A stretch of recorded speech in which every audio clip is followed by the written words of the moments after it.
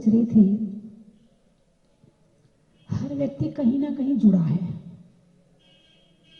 हर व्यक्ति का मन कहीं ना कहीं जुड़ा हुआ है, घर से, परिवार से, बच्चों से, अथवा अपने खुद से, शरीर से, दुकान से, मकान से, धन से। अभी हम बेटे की चर्चा शुरू करें तो आपको अपना बेटा याद आ जाएगा। अरे बोलिए ना, अच्छा हो या बुरा वो अलग बात है, लेकिन बेटा याद आ जाएगा और मन में कुछ कुछ होने लगेगा। देखो ये बिल्कुल पक्की बात है। अभी भोजन चर्चा शुरू करें तो आपके दिमाग में भी भोजन याद आने लगेगा। अरे हाँ, मैंने उस दिन ऐसा बनाया था, मेरा रसगुल्ला बिगड़ गया था, अरे ऐसा हो गया था, अरे वो उस दिन तो केक बहुत बढ़िया बना था, उस दिन सबने तारीफ करी थी, अरे उसके यहाँ शादी में तो बहुत अच्छा खाना था।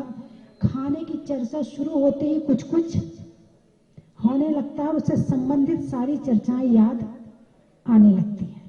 अभी साड़ी की चर्चा शुरू करेंगे तो साड़ियां साड़ियां नजर आने लगेंगी। नहीं, मैं आपको कहाँ ले जाना चाहती हूँ वो आप देखो। मैंने ये चर्चा इसलिए नहीं की है कि आपको इस चीज की याद दिलानी है, मुझे आपको क्या सिखाना मैं वहां ले जाके बताऊंगी आपको।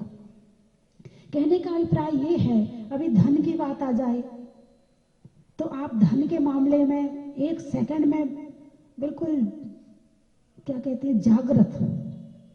धन के मामले में कहीं कोई नाम, कोई कान खड़े हो जाते, नाम ले तो ले कि वहां वो ग्राहक है और वो एक ग्राहक है और मोटा ग्राहक है, सामान बड़ा लेगा। अब जो उससे पहले संपर्क कर लेगा वो उससे माल ले लेगा। क्या होगा? कोशिश करोगे? कितनी कोशिश करोगे?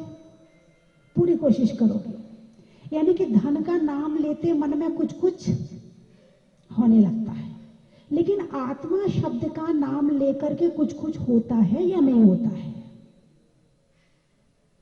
मैं ये पूछना चाहती हूँ।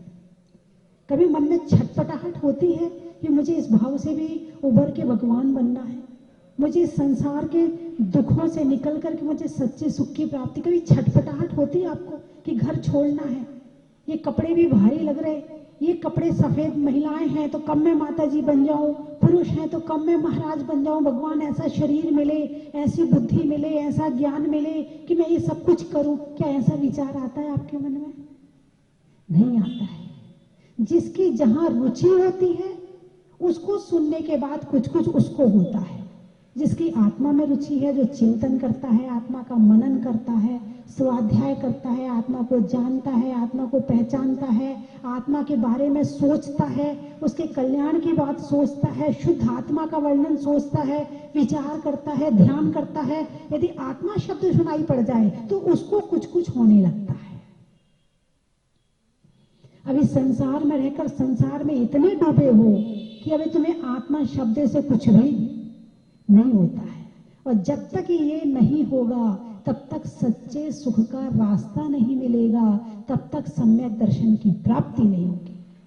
जब तक आत्मा शब्द सुनकर कुछ कुछ नहीं होगा तब तक सम्यक दर्शन कैसे होगा? क्योंकि शुरुआती यहीं से होती है कि जीव अलग है और पुद्गल अलग है।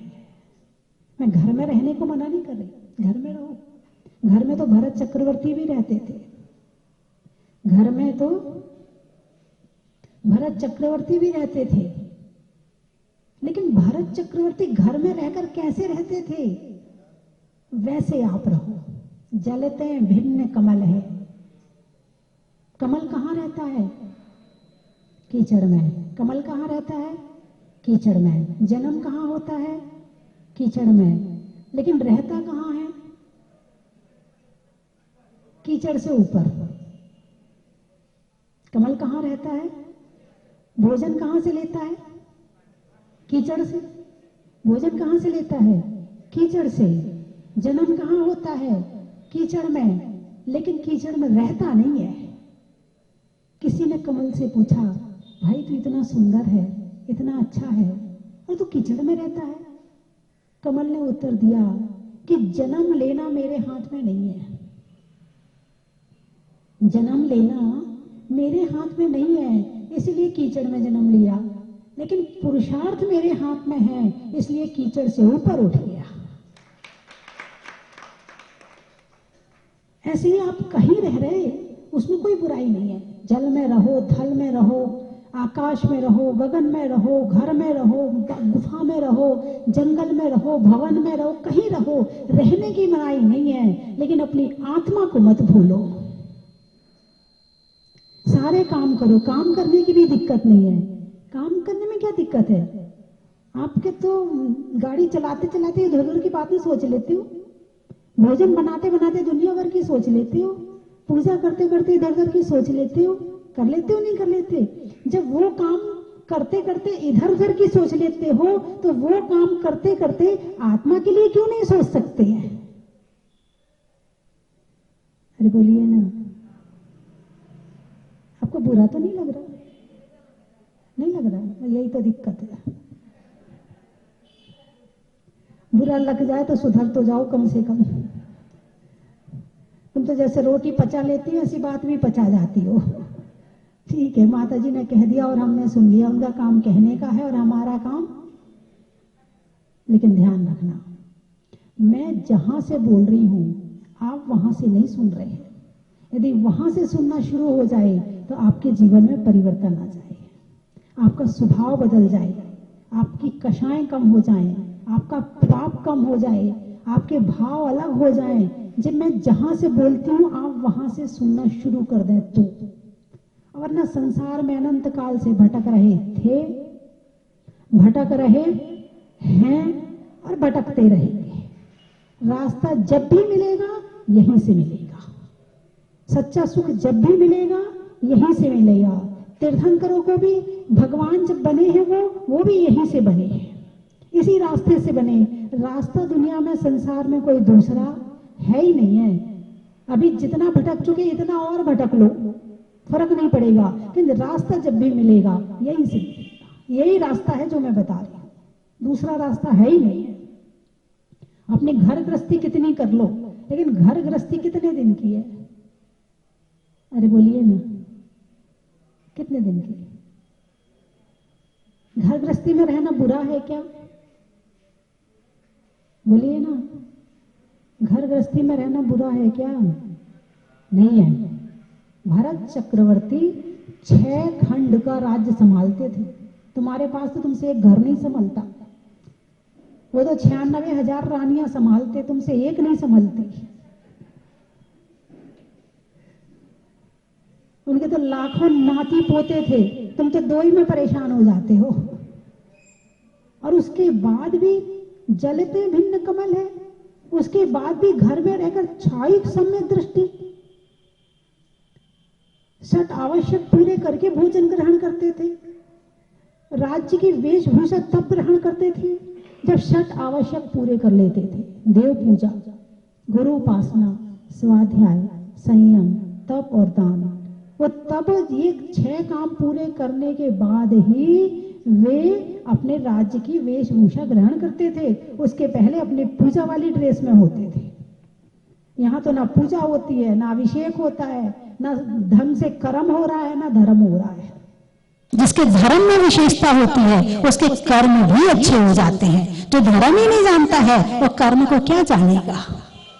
कर्म को समझने के लिए धर्म को समझना पहले जरूरी है। मात्र कि संसार के सुख और संसार के दुख को से थोड़ा दूर हटके थोड़ा अपने आप को देखने का प्रयास करें, थोड़ा भीड़ की जिंदगी से निकल के थोड़ा एकांत में आंख बंद करके बैठ के खुद को जानने का प्रयास करें। यदि 1 घंटा तुमने अपने लिए लगा दिया, आपका जीवन बदल जाएगा। और केवल कुछ नहीं करना उस 1 घंटे में, जीव अन्य है और पुद्गल अन्य है, इसका सार निकालना है, इस पर चिंतन मनन करना है। यदि ये कर लिया तो समझना आपने जीवन में, जैसे कहते हैं ना, मंदिर बनाया और शिखर बनाया और शिखर पे कलसा चढ़ा दिया। यदि ये चिंतन मनन कर लिया आपने तो समझना आपने अपने जीवन के मंदिर को शिखर का कलसा चढ़ा दिया है। और नहीं तो वो तो कीचड़ में थे। अरे बोलिए ना, नहीं नहीं ऐसे मत कहो, इतना सब सुनने के बाद भी ऐसा कहोगे तो मुझे अच्छा नहीं लगेगा, है? कम से कम थोड़ा, मैं तो कहती शिविर लगना चाहिए, ध्यान शिविर लगने चाहिए। ध्यान शिविर में आपको शिक्षा मिलनी चाहिए कि ध्यान कैसे किया जाता है, कैसे चिंतन मनन किया जाता है। आपकी भी गलती नहीं है, कभी इस तरह के प्रवचन तो होते हैं, तो प्रवचन तो लोग सोचते हैं अच्छा ऐसा तो चलते ही रहते, अब दुकान का टाइम हो गया पहले दुकान चलते हैं। हाँ हाँ, ये आजकल के बच्चे जितने डिप्रेशन में आ रहे हैं ना, इसका कारण यही है। यदि मेडिटेशन, ध्यान शिविर आदि लगते रहें, उसके माध्यम से हम स्वयं को जानते रहें, अपने आप को शांत रखें, तो डिप्रेशन जैसी बीमारी होए ना। जब दिमाग पे लोड पड़ता है, जब नहीं संभाल पाते, जिंदगी को अच्छे से जीना नहीं आता है। जिंदगी जीना कौन सिखाता है? धर्म सिखाता है। धर्म तुम करते नहीं हो। जिंदगी जीना धर्म सिखाता कि जिंदगी कैसे अच्छे जी जा, कैसे विचार अच्छे रखे जाते हैं, कैसे अपने आप को धैर्य और शांत रखा जाता है। जब तुमने धर्म किया नहीं तो वो चीज तुम्हारे पास में है नहीं, और जब वो चीज नहीं है तो तुम जिंदगी को अच्छे से नहीं जी पाते हो, और जब नहीं जी पाते हो तो टेंशन होती है, और टेंशन होती है तो फिर तनाव में आते हो, डिप्रेशन हो जाता है, बीमार हो जाते हो, बीपी बढ़ता है, ये सब होने लगता है। अब क्यों घड़ी दिखा रहे? तुमने तो कहा था प्रवचन करो, शुरू भी तुम ही करोगे, बंद भी तुम ही करोगे, ऐसे नहीं चलेगा काम।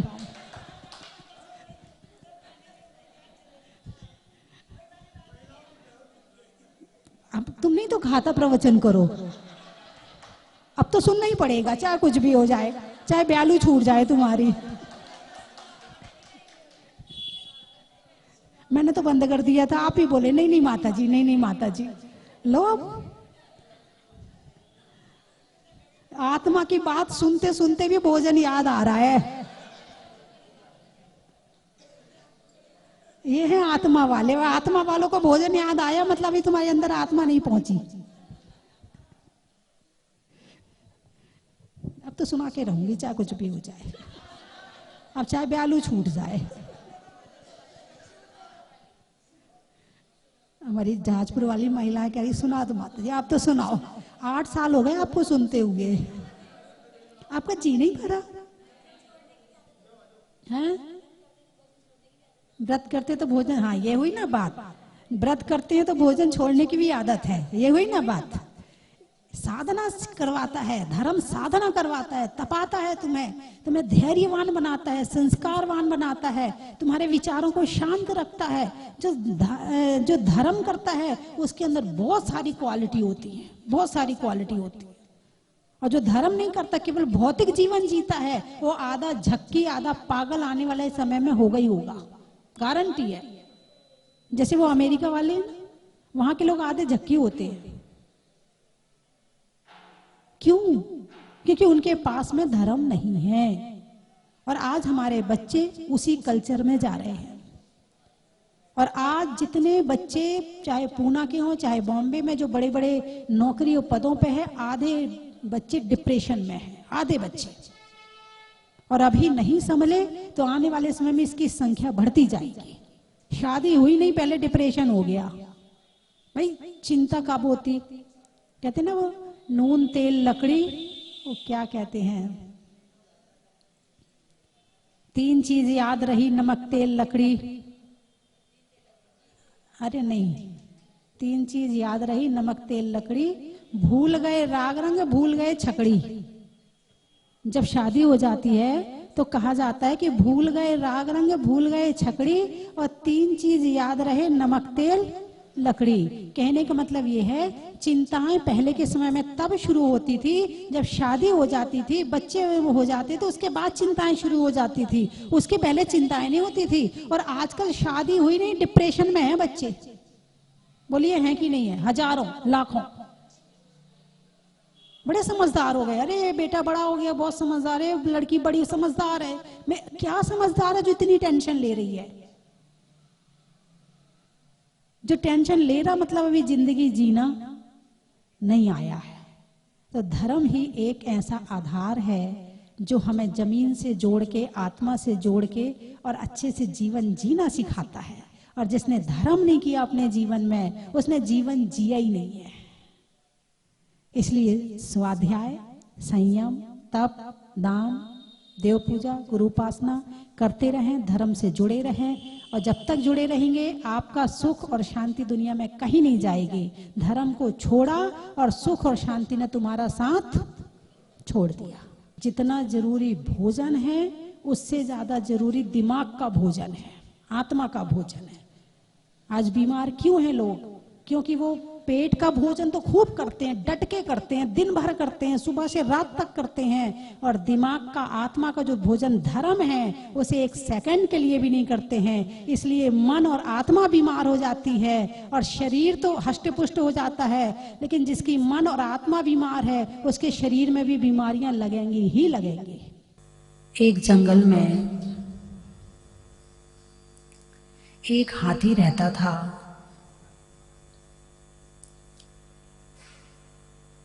उसी जंगल में एक वृक्ष की कोटर में एक जिन प्रतिमा रखी हुई थी।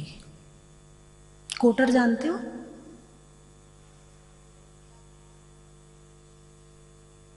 हाँ, भागचंद जी इशारा कर रहे, यूं इशारा करे, नहीं यूं इशारे में नहीं आए, ऐसी नहीं होती कोटर। और कोई जानता है? राजकुमार जी? जो पेड़ होते थे, मोटे मोटे पेड़ होते थे, उनके बीच में खोखला स्थान होता था और वो स्थान कई बार कमरे के बराबर होता था और वहां मुनिराज रहते थे। इसको कहते हैं कोटर। तो वहां एक जिन प्रतिमा रखी थी। जब वो हाथी ने एक दिन उस जिन प्रतिमा को देखा, वो पूर्व जन्म का जैनी था हाथी। उसे याद आया, मैं पिछले जन्म में भगवान का अभिषेक किया करता था, भगवान की पूजा किया करता था, लेकिन मैंने मायाचारी की। इस कारण से मैं मर करके हाथी बना। अब वो पूर्व जन्म के संस्कार फिर जागृत हो गए।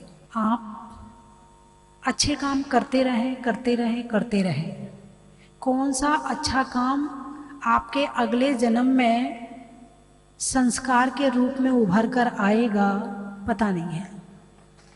त्याग, पूजा, भक्ति, दान, सारे कार्य करते रहे आप। अब वो हाथी जो था जंगल में जाता, तालाब में जाता, सूंड में पानी, पहले पानी को फूंक मारता, पानी प्रासुक हो गया, उसके हिसाब से प्रासुक हो गया, फिर उसे सूंड में भरता, फिर वो पानी ला करके भगवान के ऊपर डाल देता और उससे भगवान का अभिषेक कर देता। ठीक है? उसकी अवस्था में आपके जैसे कलश नहीं है, लोटा नहीं है, छन्ना नहीं है, उसके पास आपके जैसे हाथ नहीं है, उसके पास आपके जैसे थाली नहीं है, आप उसके पास नहीं है। उसकी यही भक्ति है। एक हाथी की यही उत्कृष्ट भक्ति होती है। तो फिर दूसरे दिन फिर ऐसे किया, करते करते सालों हो गए। फिर जंगल में जाता, बाग में जाता, फूल तोड़ कर लाता और भगवान के चरणों में चढ़ा देता, उसकी पूजा हो गई। आपके जैसे अष्टद्रव्य की सामग्री नहीं है, उसकी यही पूजा उत्कृष्ट पूजा है। और उसके बाद कुछ वो खाता और पीता था, उसके पहले वो खाता पीता नहीं था। उसकी दिनचर्या ऐसी बन गई थी, उसकी दिनचर्या इसी तरह से बन गई थी।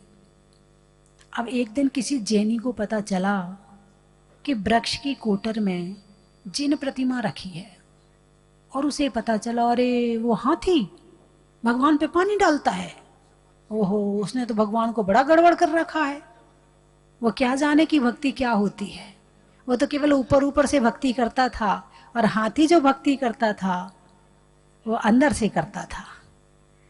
जब हाथी वहां नहीं था तो उसने वो जिन प्रतिमा उठाई और उठा करके जिन मंदिर में विराजमान कर दी। अब हाथी वहां नहीं जा सकता। दूसरे दिन वो हाथी आया, उसने देखा अरे मेरे भगवान कहाँ चले गए, और जब तक मैं अभिषेक और पूजा नहीं करूंगा तब तक मेरे अन्न जल का त्याग है। और हाथी त्याग करके बैठ गया। बड़ी पीड़ा, बड़ा कष्ट, बड़ी वेदना, इतनी वेदना कि जैसे उसका ही कुछ चला गया हो। आप लोगों पढ़ते हो ना, तुम बिन में व्याकुल भयो जैसे जल बिन, बोलिए बोलिए, जन्मी जरा करो मोह। हे भगवान, तुम विनय पाठ पढ़ते हो तो भगवान से क्या कहते हो? तुम बिन मैं व्याकुल भयो जैसे जल बिन मीन। ये लाइन पढ़ते हुए कुछ याद आता है? हैं? जिसमें विनय पाठ पढ़ा जाता है उसमें पूजा की तैयारी चलती है। इस कलश में स्वस्तिक बनाए, तुम बिन में व्याकुल, ये लाइन कहाँ पहुंच जाती है पता ही नहीं चलता। जैसे बड़ी बड़ी ट्रेन होती है ना, एक्सप्रेस, छोटे मोटे स्टेशन तो वैसे ही छूट जाते हैं, पता ही नहीं चलते हैं। ऐसे तुम भी जब विनय पाठ पढ़ते हो तो विनय पाठ शुरू तो करते हो लेकिन खत्म कब हो जाता तुम्हें ही पता नहीं चलता है। ये लाइन तुम पढ़ते हो लेकिन जीवन में ये लाइन हाथी के थी। उसके जीवन में था कि तुम बिन में व्याकुल भयो जैसे जलविन मीन। ये तुम केवल पढ़ते हो लेकिन उसके जीवन में थी। और आखिर उसने प्राण त्याग दिए मगर उसने अन्न जल ग्रहण नहीं किया। इसका नाम है भक्ति। यहां तो शादी हो तो सबसे पहले मंदिर छूटता है, अभिषेक छूटता है। घर में कोई काम हो तो सबसे पहले भगवान छूटते हैं। कहीं जाना हो तो सबसे पहले भाई आज मंदिर नहीं जा पाएंगे, क्या बात है, आज जाना है ना, आज शादी में जाना ना जरा। यानी कुछ भी काम हो जाए सबसे पहले धर्म छोड़ते हो। पहली बात तो उतना करते ही नहीं जितना करना चाहिए, और जितना कर रहे हो वो भी छोड़ देते हो। बात समझ में आई कि नहीं? धर्म कैसे किया जाता है? हाथी से सीखो। किससे? हाथी से सीखो कि धर्म आत्मा से, भावों से कैसे किया जाता है। उसके पास आपके जैसे हाथ नहीं थे फिर भी अभिषेक करता था। आपके जैसे थाली द्रव्य सामग्री नहीं थी फिर भी पूजा करता था। उसके पास जिनवाणी नहीं थी मगर भाव थे। आप शब्द बोलते हो मगर भाव नहीं रहते हैं। उसके पास भाव थे मगर शब्द नहीं थे। और धर्म होता है भावों से। किससे होता है? भावों से। शब्द कब तक काम आते हैं? एक स्थिति आती है जब गहराई में और चले जाओ और चले जाओ और चले जाओ, तो एक स्थिति आती है जब शब्द खो जाते हैं, केवल भाव रह जाते हैं। जब कोई व्यक्ति ज्यादा दुखी होता है, जब ज्यादा दुखी होता है तो गुस्सा करता है। पहले तो गुस्सा करता है, चिल्लाएगा, बोलेगा, और थोड़ी देर के बाद उसके आंसू बहने लगेंगे, मुंह बंद हो जाएगा। ऐसे ही है ना? जब ज्यादा दुख हो जाए तो शब्द खत्म हो जाते हैं और आंसू शुरू हो जाते हैं। इसका मतलब है दुख कहां से निकल रहा है? आंखों से। शब्द सीमित नहीं है, शब्द सीमित हैं किसी भी बात को कहने में। शब्दों से ज्यादा प्रभाव आंसुओं का पड़ता है। बोलिए ऐसा है कि नहीं? घर में बच्चे होते हैं, जब आप डांटते हो और वो रोने लगे तो आप चुप हो जाते, नहीं भाई मत डांटा, वो रोने लगा, अब चुप हो जा, अब मत बोलना मुझसे, है? तो यानी वो घनीभूत हो गए, दुख घनीभूत हो गए, आंसुओं में निकल गया। यानी शब्द खत्म हो गए और वो शब्द आंसू बन गए। ठीक है ना? जब ज्यादा खुशी होती है, ज्यादा खुशी होती है, तब क्या होता है? तभी यही होता है, हैं? कितनी तारीफ करें, उस खुशी को कैसे व्यक्त करें? शब्द खत्म हो जाते हैं, आंसू बन जाते हैं और आंसू बहने लगते हैं। ऐसे ही है ना? तो शब्द जरूरी नहीं है कि तुम्हारी सारी बात को कह पाए। सारे भावों को व्यक्त करने में शब्द समर्थ नहीं है, ना भक्ति को, ना दुख को, ना सुख को, ना ज्ञान को। एक स्थिति आती है जब शब्द खत्म हो जाते हैं, केवल भाव रह जाते हैं। उस हाथी के पास में भाव थे, शब्द नहीं थे, और जिनवाणी में से आप शब्द उधार लेते हो, आपके नहीं होते हैं। शब्द आपके नहीं होते हैं, जिसने लिखा शब्द भी उसके हैं। वो शब्द आपके तब होंगे जब उन शब्दों में आपके भाव सम्मिलित हो जाएंगे। जब तक उन शब्दों में आपके भाव सम्मिलित नहीं होंगे तब तक आपकी पूजा पूरी होने वाली नहीं है। आप पढ़ते तो हो, अनादिकाल से जग में स्वामिन, बोलिए, शुद्ध निजातम रत्नात्रय निधि को। अनादिकाल से भगवान क्या कह रहे, अनादिकाल से जग में स्वामिन, जल से शुचिता को मान, और अभी भी मान ही रहे हैं, अभी भी छोड़ नहीं रहे हैं, वो केवल भगवान को सुना रहे हैं। अच्छा ये बताओ, पूजा किसके लिए करी जाती है? भगवान के लिए। हाँ, भगवान नाराज ना हो जाए, भगवान नाराज हो गए तो सब गड़बड़ हो जाएगा। इसलिए भगवान हम तो रोज पूजा कर लेते हैं। मंदिर भी क्यों आते? भगवान हमारा घर, हमारी दुकान, हमारे बच्चे ठीक ठाक चलते रहे भगवान, बस हमारी भक्ति इसलिए हो रही है। अरे अभी तुमने भक्ति का अर्थ समझा ही नहीं है। गुणेषु अनुरागा भक्ति, जब गुणों से अनुराग होता है फिर जो भक्ति होती है करनी नहीं पड़ती है, हो जाती है। जैसी कवि धनंजय की हुई थी, शेर धनंजय की हुई थी, आचार्य मानतुंग स्वामी की हुई थी। जब जेल के अंदर कैद कर दिया था 48 सालों के अंदर, तो भक्ति हुई थी।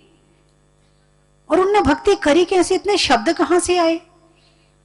भाव हो तो शब्द तो अपने आप दौड़े दौड़े चले आते हैं, और भाव ना हो तो शब्दों को ढूंढना पड़ता है।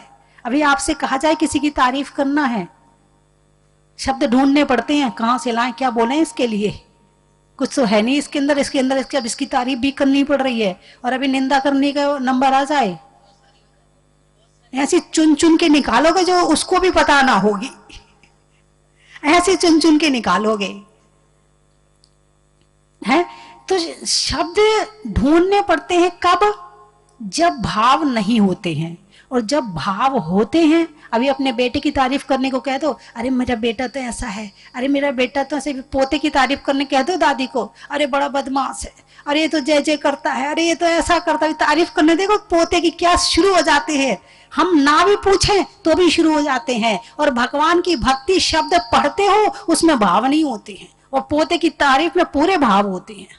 अप्रैल में आने के बाद मुझे बड़ा अद्भुत यहाँ पर वो लगा, है ना, ऐसे भाव आए कि बार बार आऊं, बार बार दर्शन करूं। अभी दूसरी बार मौका लगा इस बार आने का, और आने के बाद आज जिस तरह से परिस्थितियां हुई और हमें प्रथम कलश एवं शांति धारा का सौभाग्य प्राप्त हुआ, उन क्षणों को मैं अपने जिंदगी में कभी नहीं भूल सकता हूँ। कभी भी मुनि सूरतनाथ भगवान बाबा का इस तरह का हमको प्राप्त होएगा आशीर्वाद, वो हम सोच भी नहीं सकते थे। इतनी असीम शांति का अनुभव हुआ यहाँ पर आके, लगा कि बस यहीं बस जाओ, इतनी असीम शांति मिलती है यहाँ पर। बहुत ही बढ़िया अविस्मरणीय अनुभव। अपने भगवान जी की जो प्रतिमा है उनको देख के लगता है कि बस खाली निहारते जाओ और कुछ मत करो। इस क्षेत्र के बारे में केवल 2 ही शब्द कहना चाहता हूँ। स्वस्ति भूषण माता जी की ये अद्वितीय, अकल्पनीय, अविस्मरणीय जो कृति है, जो आज धरोहर बन गई है हम जैनियों के लिए, ये बहुत ही गौरव का विषय है। इतनी मनोहारी प्रतिमा देखते ही मन भर जाता है। तो एक बार मेरे साथ आप सब बोलिए, बोले मुनि सुब्रतनाथ भगवान की जय। कुछ सालों से जुड़े हुए हैं, जब इसकी निर्माण हुई थी तभी भी हम जुड़े हुए थे, और तीर्थ क्षेत्र का इतना बड़ा अनुभव है और चमत्कार है कि आप यहाँ पे बाबा आपको खुद ही बुलाते हैं। यहाँ से आप जाते हो पर ये एक निमित्त बन के जाते हैं कि वो वापस आपको आना है। और मेरा यहाँ पे 3 या 4थी बार मेरा आना हो गया पिछले 5 साल 6 सालों में, और हर वक्त हमें ये सौभाग्य मिला, हम प्रथम कलश या शांति धारा करके ही गए हैं। ये बाबा का चमत्कार है। आदरणीय माता जी की ये कृपा है कि उन्होंने यहाँ रुक करके इतने अच्छे क्षेत्र को बनाया है। इस क्षेत्र के साथ 14 का जो योग है वो बहुत गजब का 14 का योग है। आप सब लोगों को मालूम होगा कि भारतवर्ष में भी 2014 में एक परिवर्तन हुआ। 2014 में माता जी एक परिवर्तन हुआ। हमारे यहाँ एक बहुत अच्छे प्राइम मिनिस्टर का यहाँ पे ये हुए, प्राइम मिनिस्टर आरक्षित हुए। तो 2014 से जो परिवर्तन हुआ वही 14 जो रिलेटेड है वो यहाँ पर इस क्षेत्र के साथ भी 14 बहुत ज्यादा रिलेटेड है। 14 प्रतिमाएं निकली, 14 वर्ष के बालक को ये पता चला कि स्पंदन हो रहा है, और 2014 में ही हम लोगों ने यहाँ पर वो जो ये था स्पंदन भी देखा। और 14 को आप जानते हैं कि 14 का महत्व जैन धर्म में कितना है, कितना महत्व है 14 का? 14 गुणस्थान होते हैं और वो 14 का महत्व यहाँ का है। और हमारे प्रभु श्री राम जो है वो भी 14 वर्ष के लिए वनवास गए थे, तो 14 का यहाँ बहुत अच्छा महत्व है। दूसरा, हम लोगों ने स्वर्ग में तो देखा है, स्वर्ग में बहुत अच्छे मंदिर होते हैं, धरती पर भी बहुत अच्छे मंदिर होते हैं, पर जहाज में किसी ने मंदिर आज तक ये नहीं देखा। वो जहाज का मंदिर यहाँ माता जी ने बनाया है। अब यहाँ पर जैसे भैया जी ने बताया था कि ये जो मूर्ति है इसने 4 कलर चेंज किए थे, 4 कलर। शुरुआत में जब ये मूर्ति थी तो इसने ब्लू कलर दिखाया था, ब्लू कलर में ये मूर्ति थी। ब्लू कलर जो है वो क्रिएटिविटी का परिचायक है, तो ये जो क्रिएशन हुआ ये वो ब्लू कलर की वजह से हुआ, जो ब्लू कलर की मूर्ति थी। उसके बाद में ये मूर्ति ग्रीन कलर की हुई, तो ये ग्रीन कलर जो है वो सब तरफ हरा हरा होना चाहिए। तो ये माता जी जब से यहाँ आई हैं सब तरफ हरा हरा हो रहा है, तो ये हरा कलर का प्रतीक है। उसके बाद में ये मूर्ति सलेटी कलर की हुई, तो सलेटी कलर सब में एक साथ में लेकर के चलने का प्रतीक है, तो वो सलेटी कलर भी मूर्ति हुई। और उसके बाद में ये मूर्ति अभी जो श्याम कलर में हुई है, तो ये श्याम कलर ये प्रतीक है कि अब ये जो अंधेरा है वो मिटने वाला है और उजाला आने वाला है। ऐसी ये 4 कलर ये मूर्ति ने ये दिए थे। माता जी से मिलूं, भगवान जी से मिलूं, और मैं जब भी स्कूल जाती थी ये अभिषेक महाराज भगवान जी का देख के ही जाती थी, उसके बिना मेरा दिन अच्छा ही नहीं जाता था।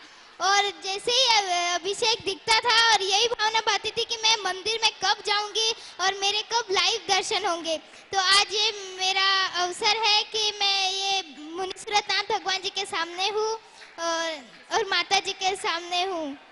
मंदामी माता जी, मंदामी माता जी, जय बोले मुनीश्वरनाथ भगवान की जय।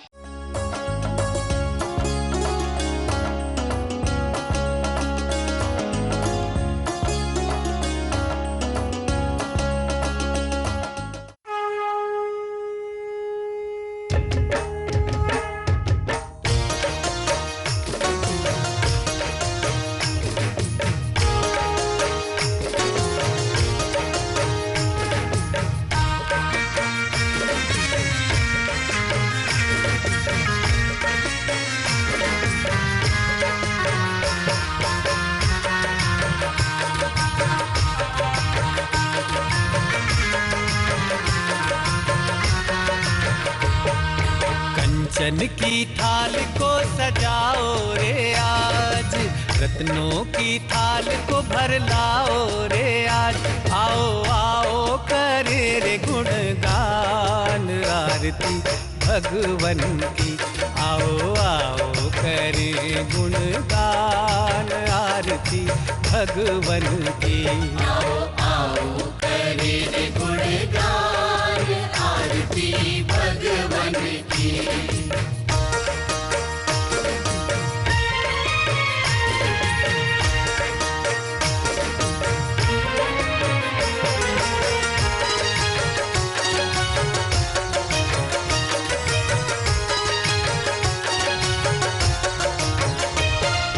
पिता सुमित्र के राज दुलारे, माँ पद्मा जी के नैनों के तारे। पिता सुमित्र के राज दुलारे, माँ पद्मा जी के नैनों के तारे। राजगृही में जन्म लियो आप, राजगृही में जन्म लियो आप। आओ आओ मनाए खुशी आज आरती भगवन की। आओ आओ करें गुणगान आरती भगवन की। परम विदुषी लेखिका गणिनी आरिका रत्न श्री 105 स्वस्ति भूषण माता जी, जिन्होंने मात्र 20 वर्ष में 100 से भी अधिक किताबें लिखकर जैन समाज को अनूठा योगदान दिया है। बड़े बड़े विधान जैसे कल्पद्रुम महामंडल विधान, सिद्ध चक्र महामंडल विधान, इंद्रध्वज महामंडल विधान एवं विशेष जिनपद, पूजांजलि आदि महत्वपूर्ण साहित्य बहुत ही सरस, सरल व सुबोध शैली में लिखे हैं, जिसमें गद्य एवं पद्य साहित्य भी समाहित है। इन महान साहित्यों को पढ़कर आप भी अपने ज्ञान का विकास कर सकते हैं। साहित्य प्राप्त करने हेतु आज ही संपर्क करें। संपर्क सूत्र 7906062500 98683456768।